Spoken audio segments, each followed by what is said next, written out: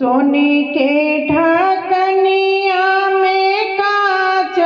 हरदिया है, हरदी चढ़ाई ले जनक जी बाबा है, हरदी चढ़ाई ले जनक जी बाबा है।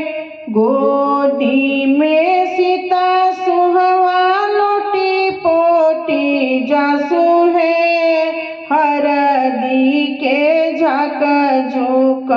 सहलो ना जाला है,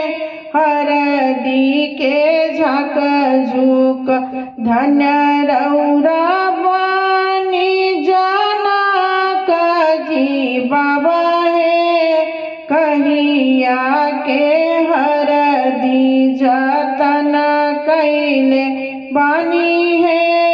कहिया के हरदी जतन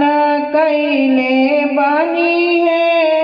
जल्दी से हरदी चढ़ाई मोरे बाबा है,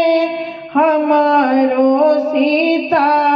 सुहवायत सुकुवार है, सहलो न जाला हरदिया के झक है, सहलो न जाला। सोने के ढकनिया में कांच हरदिया है,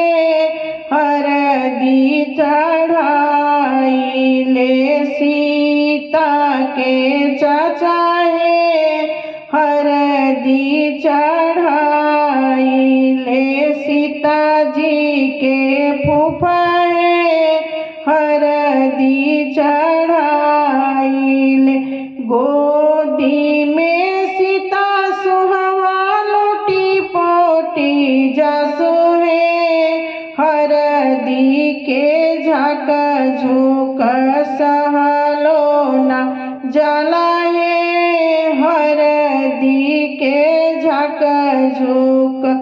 धन्य रौरा बानी सीता जी के फूफा है, कहिया के हरदी जतन कैले बानी है, कहिया के हरदी।